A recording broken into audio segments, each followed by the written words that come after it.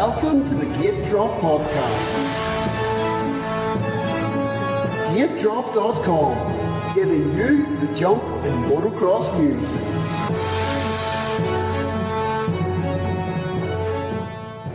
Hello everyone, welcome to the GateDrop.com Supercross review of Anaheim 1, and what a race that was.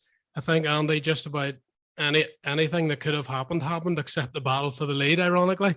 But everything else happened aside from Ken Roczen having any pressure once Chase Sexton crashed. 250 races, the heat races, that 450 main event was just bikes and bodies everywhere, nearly a fight at the end of the race. Pretty unbelievable and a fantastic start of the 2022 Supercross season. Yeah, absolutely. Obviously, with A1, there's always so much hype around it. Sometimes at the first round, the racing isn't the best, but fortunately this year it was very good racing, and especially that 450 main event, really, really good. So lived up to the hype this year, and I would say it's the best A1 in a long time, probably, in terms of racing. Action-packed, a lot of riders eating the dirt, and a couple of takeouts in there too. Like you said, it had it all really, except for a fight for the race win. I mean, we had it briefly, but I mean, right at the end, it would have been a little bit more exciting, but it was still very good racing all in all. Yeah, it was that good. Roczen dominating, didn't even take away from the excitement of the race. The thing I noticed almost straight away from that track was the whoops. The whoops looked like they were imported from 2000 and Jeremy McGrath and Kevin Windham level on those 252 strokes. Pretty steep and big back then. They seem to have got a bit easier since then, but the first round there was a lot of riders were struggling. The C groups were kind of just riding through it and falling off nearly every other lap. But once we got to the A class, they were also having troubles. And you could almost tell from even watching practice, this track was a wee bit different. There was, I think, a right-hander and a left-hander. You know, they didn't even have any jumps, a wee bit flat in the turns. The berm turns were also wide, so riders could set up and, as we saw, make some aggressive moves. For me, the track had a bit of everything. Riders were making mistakes. Your timing had to be good. There was ruts forming on the track. We mentioned the whoops there. They weren't easy. They didn't have a run up to the whoops. They couldn't just skim everything consistently. Sometimes they were jumping through them. Sometimes they were jumping and skimming through them. Mistakes, speed, and if you were precise and smooth like Ken Roczen was, you didn't make mistakes, you won by 10 seconds. But apart from that, I think he was the only one that didn't really make any mistakes. And as I say, from even just watching practice and then straight into the heat race, Colton Nichols had a nasty crash straight over the bars when it looked like he was running away with the heat race and everything was going to be going as normal as it had last year. One mistake, big consequences for him. Seems like he's broken both of his arms potentially, and he's getting surgery today, actually, Monday, as we record this. So terrible luck, I think, for Star Yamaha. Cooper injured a few days before the race with a broken foot. He's out to outdoors and might even miss some outdoors. Now they've Colton Nichols going for surgery on potentially 2 broken arms. Pretty disastrous. And then Christian Craig actually wins the race, but we'll get to the 250s later. But even that was just a sign of the drama of that night. And in the 250 heat race, second race, Jalik Swoll, he didn't really do anything wrong, but ended up getting wiped out off I think it was the triple. He went down hard and the race had to be red flagged. So opened the best for him because he got stretchered off and that didn't look great really. But again, it was, I don't know what was going on Saturday night in Southern California, but there wasn't a race that didn't have any excitement in it. Yeah, that's what it's all about. You touched on the track there. Yeah, I actually like the track. This last 2 or 3 years, you know, even though they've been racing in a lot of different stadiums, the tracks have all been pretty similar. So, like you said, it was nice to see a unique track and something a little bit different and quite challenging for the riders. And what I would say is, regarding the whips, Cooper Webb isn't supposed to be even very good at whips, and he's just finished second. So, the first half of the race, he was just average, really. So we'll get to Webb in a minute because you get too excited about your favourite rider. He's put a bit of a statement out there. No, it's a good point, I think, because people forget that he's not great at whips and he's just finished second there. And I think him more Roczen, because they've got that little bit more experience than some of the rest of them. I think if they just would have wanted to be in the top 5 after the first round, so for them to go 1-2, they'll be delighted, I think, with the start of the season. Yeah, we'll get into this 450 main here now then, because you've obviously got very excited about Cooper Webb. But we'll start with Ken Roczen. He wasn't expecting to win. I don't think you could even tell when he came in at the end of the race. He was like, can you believe that? He said he had sickness in December, but both Hondas, the starts looked fantastic for them. I'm not sure if they've been working on that over the winter with the bike, but both him and Sexton, fantastic starts. And actually, at the start of the race, Sexton looked like he could go Roxon speed and a little bit more if he needed to. But it felt like because Roxon was his teammate, he was afraid of making an aggressive pass and he was almost trying to tiptoe his way past Ken. Ken being smart, he knew the lines to take and where to block him. And they got a wee bit close a couple of times, but Ken blocking him off and taking the racing line that he needed to take. And then Chase made that seemed quite a random mistake. And from there, it kind of went a bit wrong for him. He crashed again, admitted he probably got too emotional. And from there, it was just Ken Roxon at his best, super smooth, no mistakes, in complete control. I think whenever Sexton crashed, he had about a 8, 10, 12-second lead. So from there, he was under no pressure. He rode it home. As you say, he's able to use his experience in those situations. Didn't have the pressure. You could argue it's hard to keep your concentration as well, but he was able to do that. A big win for him, I feel, because there's still those doubts about his health. Chase Sexton coming up, we saw the speed Chase has. Is he going to become the A guy in the Honda team soon? So Roxon had to battle him there. That felt almost a bit of a battle for who the main man at Honda is as well. And Roxon was fighting. Also, it was obviously early, but Roxon was fighting for that. And yes, Chase came back very well to get almost fourth with Musquin on the line. But I think Roxon just put down a marker. Like, he isn't going anywhere. And I'm sure, especially after that race, believes he's going to be a title contender this year. Absolutely. What I would say is I think the fastest rider was Chase Sexton at the weekend, but in a lot of cases, the fastest rider doesn't always win. You also have to be smart. And Sexton, he sort of blew it a little, and then he got flustered after the crash. And when you get flustered, that's exactly what can happen. The race can get away from you very, very quickly. So I think Roxon showed all the experience he has. And, you know, if push came to shove and Sexton had kept it in two wheels and just stayed calm, I think Sexton probably would have won it, because Roxon, he knows it's a long championship. He probably would have took second, happy enough, get out healthy, good points on the board. Whereas Sexton thought about winning, he made the mistakes, and that's where the experience comes into it. If Sexton just takes his time there, he probably has the speed to win, and he probably would have took more risks to win. But as we saw, he ended up in a heap, and that's the one thing he needs to do. Maybe if he wins one, that'll give him the confidence, and it'll be the monkey off his back to carry on winning. But I think we've seen there the experience of Roxon came out on top, and it was good to see him winning. Like you say, I think that's when Roxon's at his best. Whenever he's battling for the win, and if he's got riders, you know, around him, he maybe isn't riding to the best of his ability all the time under that pressure when he knows somebody's right there, and especially with somebody aggressive behind him. But whenever he's out in front, he's got his 8-10 second lead or whatever. It almost looks, it's effortless, and it almost looks like nothing can go wrong. Yeah. So I think that is when he's at his best, when he's out controlling things at the front, and it's almost just like he's just done a practice day, really. I think the thing you mentioned there about Sexton, for me, I think he feels he can win the championship this year, but he hasn't won a race yet, and I think he wants to get that race win out of the way. He said the monkey off the back. I think he knows he can win, but once you do it, that's a different level of confidence. And then I think once he gets that win, he'll be thinking, that's the win out of the way. Now I can win more. Now I can win this championship. And I feel like he was too impatient, as you said, to try and get Ken. And I think he felt what everyone thought watching. He was the fastest, and he had more in reserve. It looked like if he got Ken, he might have pulled away, but he just seemed to rush it. And then the disappointment of knowing he's probably thrown away what he would have believed as a race win, being the fastest, got to him, and then he crashed again in the whoops.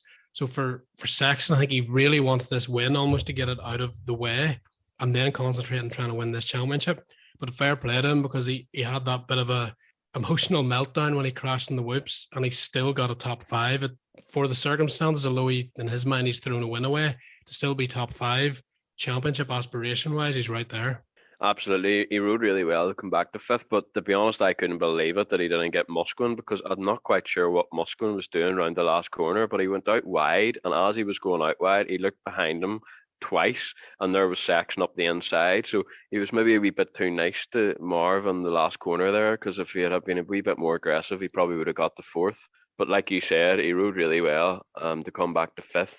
and it's still a good start to the season. As we all say, you can lose the championship in the first round, but you certainly can't win it.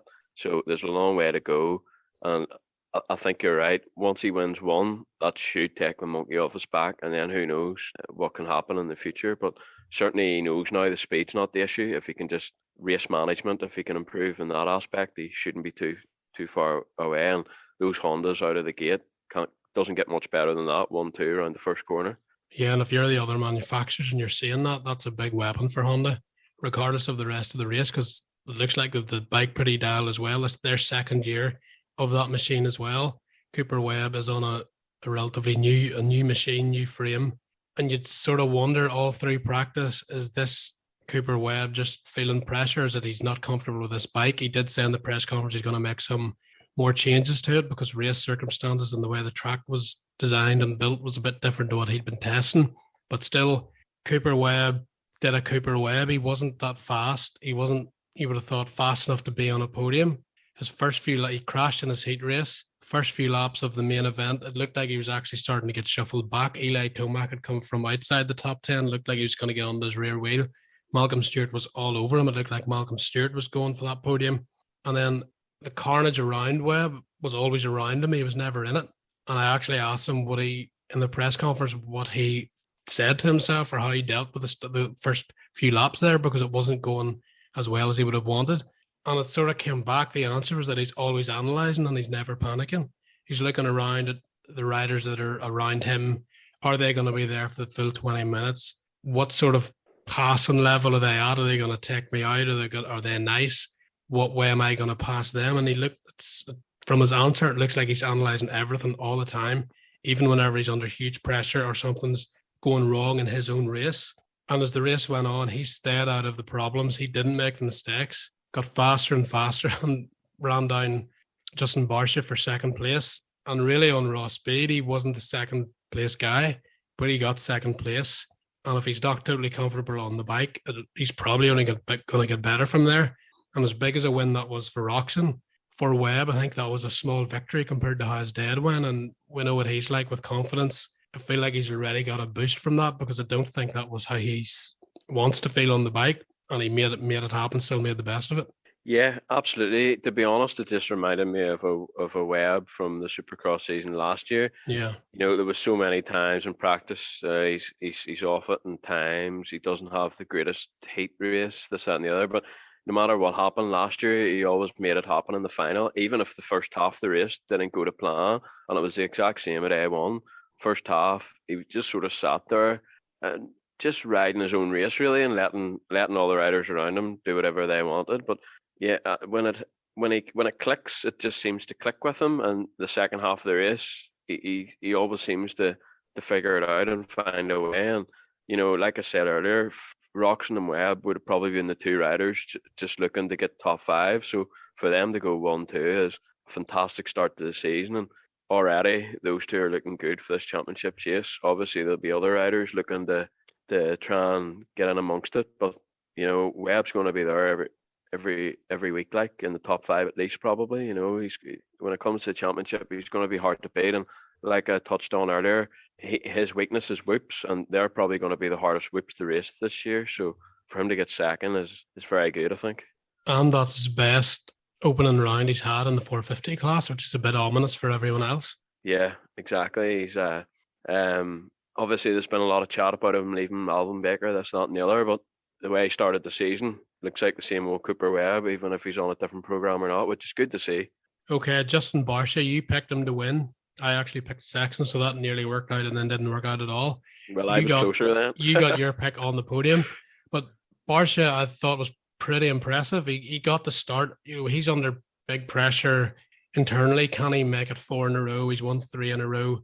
He got the start and he gave himself a chance. Yes, he wasn't quite on the level of Ken Roxon and Chase Sexton, but he still made it happen.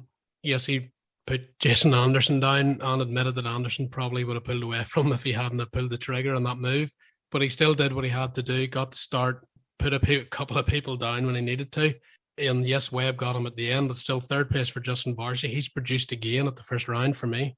Yeah, I mean, considering he's won 3 in a row, maybe he's slightly disappointed not to make it 4 in a row. But yeah, like we've touched on, you can certainly throw the championship away at the first round, and I think anybody in the top 5 is going to be happy, and it's a podium.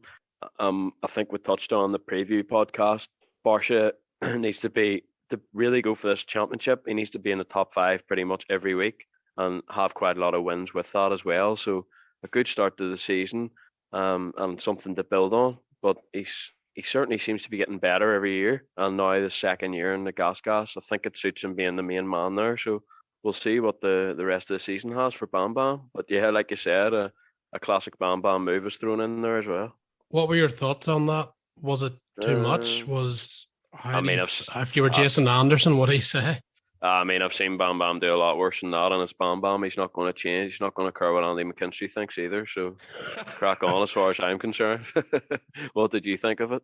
To be honest, the Musquin move was more aggressive, but again, yeah. I don't mind Musquin doing that because we have been crying out for years for him to be more aggressive.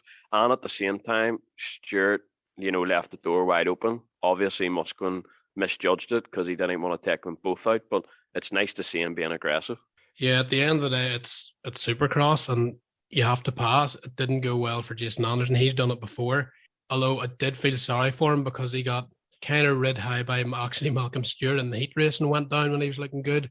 Pretty much the same with Justin Barsha, except Barsha actually hit him relatively hard, although Barsha said he didn't hit him that hard. So for Barsha, that was a good racing pass because his line of aggressiveness is a lot higher than everyone else's. But yeah, if you're saying it's a Bam Bam move, I would say it's a Bam move. It wasn't like the full thing, but it was pretty good. But yeah, to be honest, I sort of agree with Bam Bam, to be honest. I mean, I've seen worse moves by other riders too, to be fair. So I don't think it was too bad. I've seen a lot worse, whether your name's Bam Bam or not. And just on Jason Anderson, 10th place does not reflect how well he rode. He was on the pace all day, practice, heat race, decent.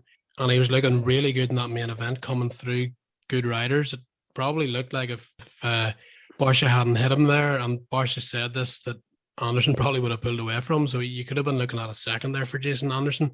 Debut on the Kawasaki, not an easy track. He's moving from that steel frame to the aluminium frame, which could have had some kind of long-term adoption issues, but it looks like he doesn't really have a problem with it.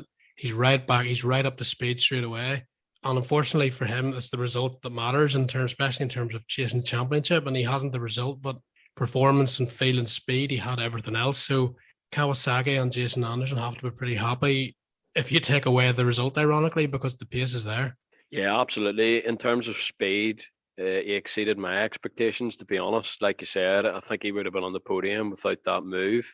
And, coming into the first round, debuts on a new manufacturer and things like that, you never really know what to expect. And obviously with Supercross, unlike World Motocross, where they've got pre-season races and things like that, you have a bit of a clue coming into it what they're like. But with Anderson, you don't really know because there hasn't been any pre-season races. So I thought maybe 5th to 10th somewhere, and he's ended up 10th. So it makes me look right. But actually, like we said, he probably would have had a podium speed wise, and in terms of speed, he definitely did surprise me. So you'll be looking to have the result next week to go with the speed. That's the next challenge for him, but certainly a promising debut. He'll be looking to have the result, but will he be looking to have the revenge on Justin Barsha? That's something I'm pretty looking forward to. On his Instagram social media, he looked like he was kind of brushing it off, but in his Kawasaki press release, he said he tried to pass Barsha clean and tried to set it up that way and execute the move clean. And then Barsha wasn't really worried about being clean on the pass back. So how Anderson comes up and Justin Barsha this weekend in Oakland is going to be really interesting to see. And you already mentioned Musquin, Stewart there. They're basically teammates in terms of they're both accountable to Roger DeCoster. Both went down in Musquin's move. Stewart will probably want to pay him back, but I'm not sure Roger DeCoster will want that to happen again, to put essentially one of his guys down. So that's going to be a bit awkward for Malcolm Stewart. We saw his face and the rage he had in the Feld photos at the end of the race. He was absolutely fuming at Marvin, bit understandably because he was riding really well. He was fastest in 2 out of the 3 sessions on the day qualifying and free practice. He looks thinner. He's always been quite jovial and quite happy, and you always wonder how serious does he take training, how badly does he want to win. But I think with this opportunity with Rockstar Husqvarna, he knows he's got the bike to do it. He has a 2-year deal. he's with Alden, and he obviously knows what Alden is involved with going to Becker's program because he's seen James Stewart do it. So it looks like he is committed mentally and physically into this. And you saw by his frustration at the end of the race, I think that was kind of verified because he was fuming, and you don't really see him like that very much. So I think Malcolm Stewart is all in this year. He actually expects to be up front, and I think his speed and qualifying underlined that for him and gave him the confidence. I think in the races he maybe wasn't quite as impressive actually, but you would say he was still on line for a top 5, which would have been a good start this year. And 7th, not too far away despite that crash. But the fact Musquin beat him in the race and took him out probably didn't help his mood either. Yeah, exactly. I think this year, obviously we've only got the one round to analyse so far, but it looks like his intensity's improved. Yeah. I would say it's quite surprising to see him, top the leaderboards in terms of times. Usually he's not kind of like that, and then he's better in the races. But what I would say is, race-wise, he was probably similar to what he was last year. He was knocking in the top 4, 5 last year too. So I think we'll need another couple of races to see what his race pace is really like, and if he can take those sprint laps and ride like that every lap in a main event. If he can do that, then he'll probably be knocking on the door for wins, because at least now he knows he has the speed for one lap. But it's converting that into 20 laps, which is the next challenge for him. I think he rode well, but I wouldn't say it's a miraculously different Malcolm Stewart just yet. We'll probably need a few more races to work him out, but certainly the intensity looks improved, which is a positive. Yeah, I think he's headed in the right direction. At least we can probably take away from that. Yeah. Just where it goes to is the unanswered question. We need more time to see that. Marvin Musquin, we saw him in Paris, and yes, he wasn't even on the new bike. He actually went back to the old bike for that race, but for me, his demeanor on and off the bike, he was so relaxed, so happy, very in control of all 3 races. Felt like he was in good form. Obviously, speed-wise, we all know he has the talent, but it looked like mentally he was in the right place. It's almost like he doesn't have pressure this year for some reason. He's Supercross only. It looks like even the way he rode, he made a couple of mistakes with the heat race. He kind of made him as Justin Barcia put him down, and then he crashed trying to get back onto the whoops when he slid off on the concrete. But overall, I think definitely a very good race for Marvin Musquin, and he's pretty similarly quick all day. It wasn't like a hit and miss or anything. So I think Marvin could be a player here for the top 5 week in, week out. Yeah, all in all, it was a solid, good day for Marvin. You're never really that surprised to see him finish anywhere between 4th to 8th. I think that's sort of usually his positions. But I think for Musquin to win or challenge for a title, he's going to have to win more races. I think that's what he's going to need to do. And we've said before, he lacks that little bit of aggression. So for me, it was nice to see him have that move on Stewart. Obviously, he needs to find a balance between that line between being too aggressive and not being aggressive enough. But it was nice to see him have that attempt anyway, because usually he'd be stuck behind a rider for the whole main event sometimes before, or making a move, like one move with a couple of laps to go. But speed and technique is certainly never usually the issue, so it'll be interesting to see. I think anybody that ended top 5 will be happy with their start to the season, so we'll just need to see if he can build on this now. And I think the next step is to see him on the podium, and then after being consistent for a while, try and see if he can pick up any race wins. It's what you touched on there. I think about looking like he's under less pressure. He probably is, because he knows this is his last full year at this, and he's just going to probably enjoy it, and what will be this year. Yeah, he definitely looks like he's released some pressure or something, and he's just going out and riding as well as he can with all his technique that he possesses. Right, let's talk about it. The negatives. Star Yamaha 450s, that did not go well. Eli Tomac looked pretty good in practice. In the races, it wasn't really going that well, especially the main event. Inside gate pick didn't work out at all for him. He got pinched off straight away, went around the turn nearly last, came through okay in there around 10th, but then he went up a couple of places, and then he actually dropped back a couple of places, and he looked a bit stuck. He eventually got 6th, but I don't actually think that was him getting 6th on speed. I think that was a couple of other guys crashing, like Anderson. I'm not sure where Eli Tomac is, if he's happy with the bike and this was just a weird first round race, or if he's race now, and there's stuff that he's not totally comfortable with. Slightly contrasting that was Dylan Ferrandis. He ended up behind Tomac out of the first turn. So starts in complete contrast to Honda, who were 1 and 2. Both star bikes didn't even get around the first turn inside the top 10. So that's probably going to be their first port of call this week. Start practice. Dylan Ferrandis actually was fast past Eli. Looked like he might get away with the top 5. And then he some sort of strange incident. I don't know, that he hit Saxon. I can hardly remember. It was kind of weird, and he stalled in the whips. And I think, did he crash again after that? Ultimately, slightly irrelevant, because 16th overall is not good if you're coming in the US Supercross champ, trying to get a US Supercross title. Points are pretty precious, and unfortunately for Dylan, the speed actually looked there, but the start put him in a situation that he didn't really want to be in, and then a mistake compounded that. So both star guys, that team don't apparently like losing and don't really take well to performances that are subpar. So they're going to need a lot of work quickly, because it was almost a worst case scenario. The two biggest title rivals probably, you would say, were Ken Roxon and Cooper Webb, and they went 1-2. So they've maximized their points. Chase Sexton crashed twice and still got 5th. He would be another guy at the minute you would think is going to be a title guy. So both Yamaha riders are playing catch up. Now, we've seen this from Eli Tomac before. Actually, his 6th in the context of his race was relatively good, bizarrely. So I think the points deficit, he'll think if he can recover quickly, get the start sorted, he's okay. But Dylan Ferrandis is going to have to turn this around really quick and try and get a win soon, because he's got the biggest points deficit. It's a tricky situation they've put themselves in after 1 week.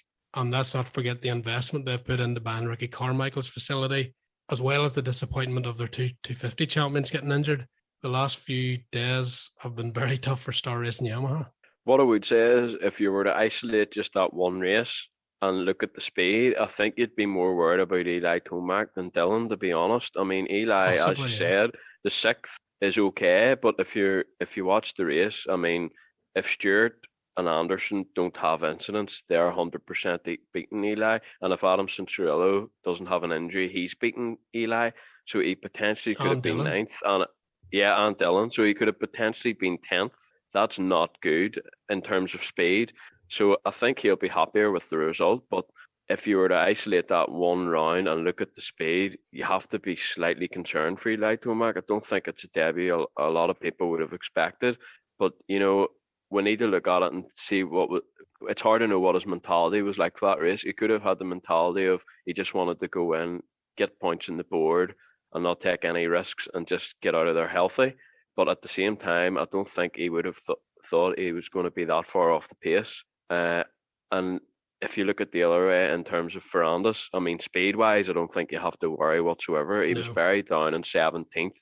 And I mean, at the end of the first lap, I think he was 11th. So that shows you, 1, he was able to make passes, and 2, the speed was really, really good. It was actually looking like at one stage he wasn't that far off Webb, and he could have maybe caught, and Webb ended up 2nd. So, if he keeps speed, if that incident, there, it's everything else. if he doesn't have that incident with Saxon and keeps it on 2 wheels, he's going to be top 4 there, at least probably podium. So I think he'll be happy. He'll be happier than Eli, at least, because he knows he has the speed. But yeah, he just needs to try and get out of that gate. If he gets out of that gate, he'll be fine, no problem. Eli will be looking to turn it around this weekend with more speed, and with that, hopefully a better result.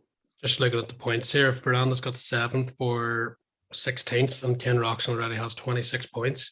So, I mean, that's a big deficit for a rider who still hasn't won a Supercross race. And like Saxon will have to do that before he can really underline his championship credentials for this year. And he's already playing catch up. And as you mentioned, the speed isn't the issue for Dylan, I don't think. It's just putting all the other pieces in the starts and not making those mistakes if something goes wrong.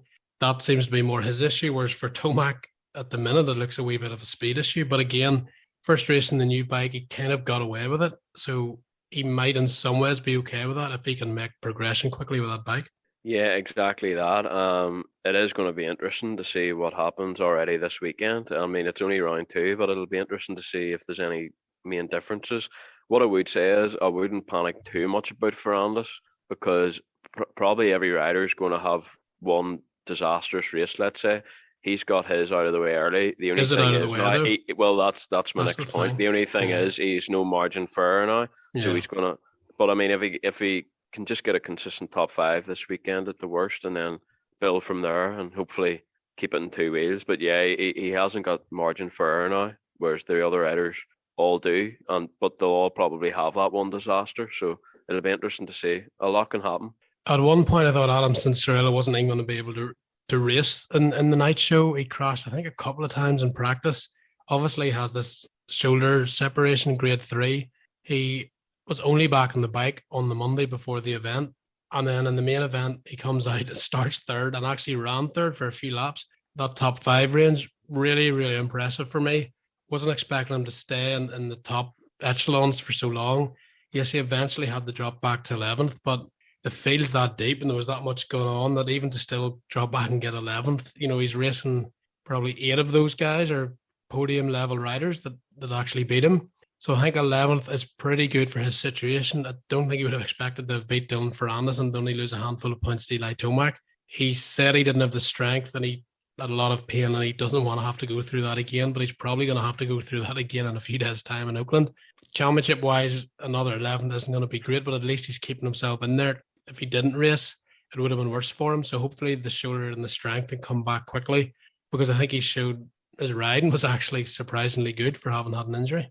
Yeah, he really surprised me, actually, to be honest. I didn't think he was going to be anywhere, but to run that pace for half the race, very encouraging. And, to come home in 11th, he deserves a lot of credit there, fighting through the pain bar. The only issue is, when is he going to get himself right and healthy again? Yeah. That's going to be the only issue. It could be 5 or 6 weeks in and he could still be riding in pain. But, he deserves credit for battling through that. And obviously it shows he's very determined. So fair play to him. And he rode really well. Another couple of guys that impressed me was Joey Savacci. Probably encapsulates Joey's career a wee bit. Quietly effective. He doesn't really get the big hype of the media attention, but to come away there with an 8th place. Max Anstey likewise. That was a pretty frenetic field. No mistakes really from Max. He seemed to ride steady all day really. 14th, the top 15. You have to be pretty happy with that. That was his first sort of big A1 as well. So the nerves, new bike. There's been a bit of drama with that team as well. So all in all, I thought Max did really well. And that team, that Rocky Mountain ATV team, for me, had maybe the best look in the paddock, although Rockstar Husqvarna wasn't far away. And the common denominator was that yellow, orange, and black fly gear. That was the gear to have this weekend, I think. That looked pretty awesome. Yeah, just on Joey Savacci, really, really good weekend, have to say. Obviously, you're not going to give him Rider of the Day, but if you're looking for somebody just under that radar and who deserves some sort of award, definitely Joey. Impressed me a lot. I wasn't expecting him to be 8th, and he beat a lot of top guys there. So fair play to him. And yeah, I said in our preview podcast, if Max is roughly the same as what he was last year, that'll be good for him. So to qualify and get 14th, and if you look at the names that beat him, you wouldn't really expect him to beat those guys so early in the season. So now it's just about progress and trying to learn from them, and then try and beat them as well. But yeah, an encouraging start to the season for him, I would say. Just also before we get to a couple of negatives here, Shane McElrath really impressed me at the start of the race with his pace. Result didn't go his way, ultimately in 18th, but he got to see the front, and I was watching the David Bailey, the Whiskey Throttle Show with David Pingree, and Bailey said that McElrath's getting the lesson in the intensity of the sharp end of the 450 class. I think that was pretty spot on, but he was there to do it, and he hung around long enough that I think he showed he has the potential. He missed pretty much all of last year, which was his rookie year. If you think back to Star Racing days, he was extremely competitive in the 250 class. Probably should have won a title, didn't quite get it. So I expect him to get even better from here on out, because I think he's shown he has the technical skills there. A couple of disappointments then. Justin Bogle, Hep Suzuki, he pretty much had the main event in the bag. He had to go to the LCQ. He was in 2nd place, a couple of laps in. He went for a move on the leader. I think it was going into the whoops. He didn't quite make it stick, got out of balance and fell off. Then he couldn't get back. He lost a lot of places getting going again. And he finished, I think it was 5th, possibly one spot out of the transfer zone, probably one lap away from getting on terms with the two guys battling in front of him. Very disappointing for him. Brandon Hartranft actually did qualify for Hep Suzuki, so they got a yellow bike in the main, but Justin Bogle's their main guy. He has speed, he has the talent. He wasn't very confident coming in. I don't think he's felt he's had the preparation he's needed to be on top of his game. but notwithstanding that, he had the pace to be a main event rider. And unfortunately for Justin, that mistake was kind of on him too. He'll be disappointed with that, but I think he'll know hopefully that was just a one-off and he has the pace to get into the main. Also, Alex Martin, who is actually just 5'4" on a 450. That's a recipe for difficulties. Although he was he just in fourth, maybe fifth in the LCQ? He was going pretty good. It looked like he would with no mistakes and whatnot, he was going to get into the main until I think it was Kate Klassen just absolutely cleaned him out of nowhere. Little Alex didn't have a clue it was coming. He's obviously no mirrors on the bike. He didn't know what was happening. He was just happy going around his corner thinking, I want to get to the main in my very bright pink and blue FXR gear. It actually suited the bike quite well, but that's irrelevant whenever you just get completely cleaned out. I've never seen, I think I was the ultimate bam, triple bam on Alex Martin, and that wee man went down like a ton of bricks, held his hands up like, what am I supposed to do with that? And the answer is nothing, because Kate Clayson was long gone, and Alex Martin ended up having to go back to the pits. No main event for him, but actually he looked to be riding pretty good. I think in Paris he wasn't completely happy with how he was feeling. He said the race was a bit of a wake-up call for him, and it was good to have that. So I'm sure he's went home and changed a few things, and he actually looked pretty competitive there. But as we mentioned, and we keep saying, deep field, and it really is this year, there's not a lot of room for mistakes. And even going to the LCQ, if you have the speed to win it or get in the top four, stuff can still happen. And there's a lot of aggressive riders there. We saw one mistake from Bogle in the LCQ. He didn't make it. No mistakes from Alex Martin, just got cleaned out of nowhere. He didn't make it. And a couple other guys as well. So getting out of your heat's going to be pretty crucial. You're not going to want them making too many mistakes there, because this class at the minute, until unfortunately probably more injuries will come, but it's pretty nerve-wracking all night for a lot of these riders to get through. Absolutely. You've spoke on Bogle and Martin quite well there, so I'll touch on Aaron Plessinger. Yep. I don't think that was the debut him or KTM would have wanted, to be honest. Ninth, very, very average, but I don't think that's the kind of results that KTM would have been signing him for, so I think he has work to do. Yeah, just on Plessinger, he did crash in practice. I think it was the first time session within a couple of laps. I think he got a lap in, but after that, he was on the ground and he looked pretty sore. He might have even crashed in the second one again, but regardless, the practice sessions were rough for him. He was never really up there in times. The ninth was probably actually better in terms of results than you would have expected going into that main event. So in some ways, it was good, but only in the context of how bad the rest of the day was. But you're right, yeah, he isn't there to get ninth every week. So I expect a bit more from Plessinger as we get into this. But again, new bike for him. He actually looks quite big on it. So how comfortable he is remains to be seen. He was very confident coming into the year. And maybe because of those crashes in practice, you have to kind of write that race off as at least salvage a top 10. And then let's see what we can do now from round 2 on. So a lot of questions still unanswered, and a lot of motivation has probably increased, especially if you've been taken out. So it actually makes Oakland almost even more exciting. Can Roxon keep this up? Will Sexton get his first win? Can the star guys get a start? And will anybody try to exact some revenge on when they've been taken out? Although I don't think Alex Martin will be trying to take anybody out. With his stature, probably wouldn't go well for him. He just needs to try and look out for other people taking him out and avoid it. And we'll see if he can get into the main. But yeah, 5 days to go to Supercross again, and I can't wait, because that first one was unbelievable.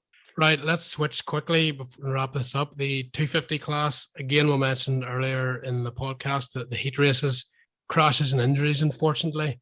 Main event time, and it was the one leading light for Star Racing Yamaha, Christian Craig. He was gone once he got past Vince Freeze, that was, who is going to be a thorn in everyone's side, I think, all year long. They're probably wishing he hadn't dropped down to the 250 class, because he is not easy to pass, and I don't think he minds taking people out either.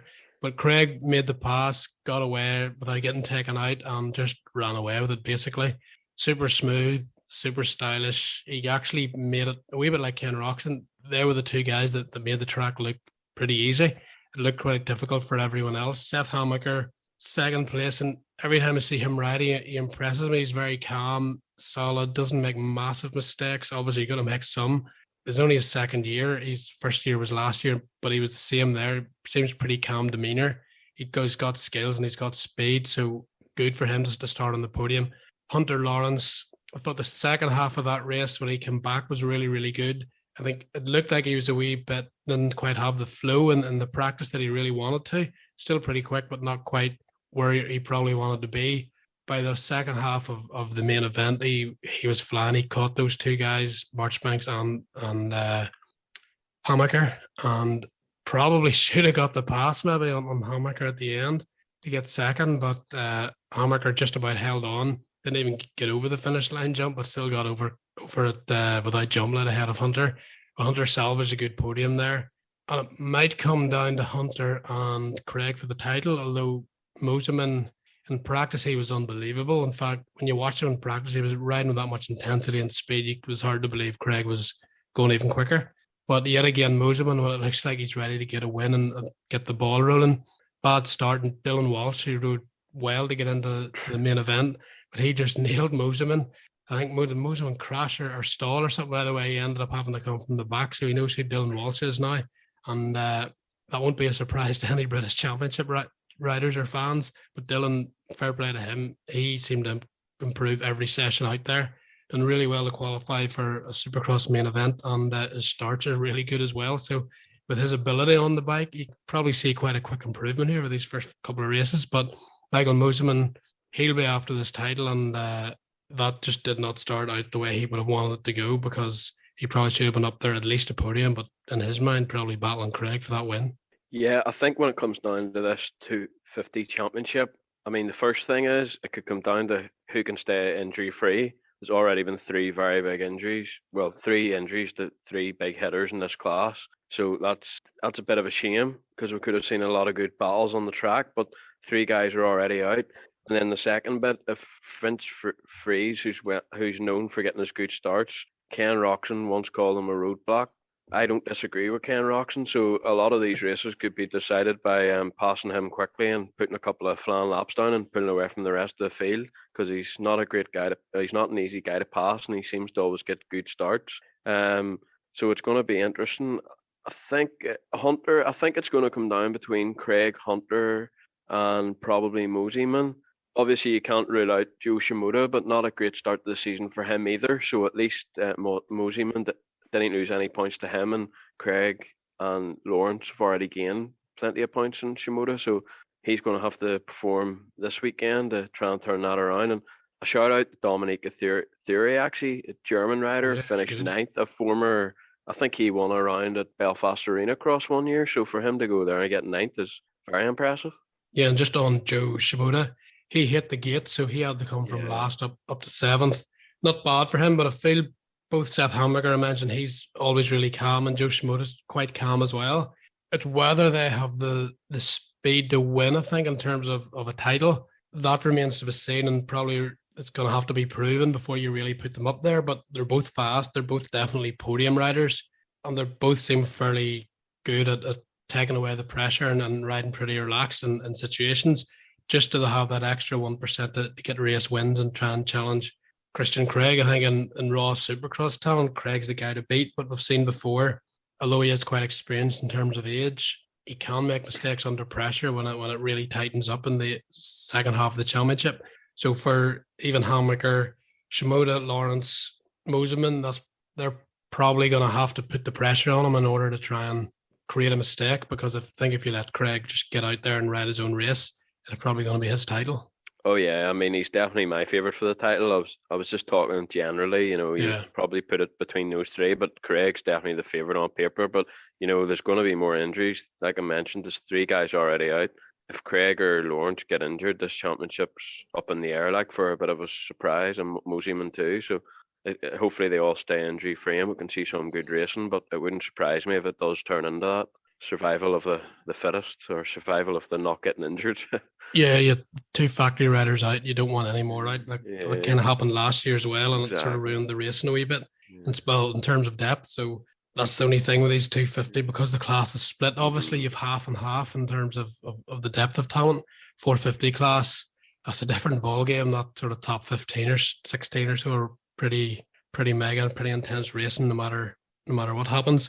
250 class, yes. So hopefully no more injuries in that class, because we've already lost two of the top names, unfortunately. So get well soon to them, and also let's look forward to Oakland especially the Fat 450 class. I don't even know what's going to happen because there's so many guys that have to turn their A1 around, and then you've your standard sort of Roxon and Cooper who've already got off to the good start. They'll want to keep putting points in Tomac and Ferrandis, and I think Chase Sexton's going to be coming in with a lot of fire, try and get this race win. He looks absolutely desperate to win it, to get that out of the road. So a lot to look forward to. Andy, thanks for your time and your input, and we'll be back with thoughts after Oakland.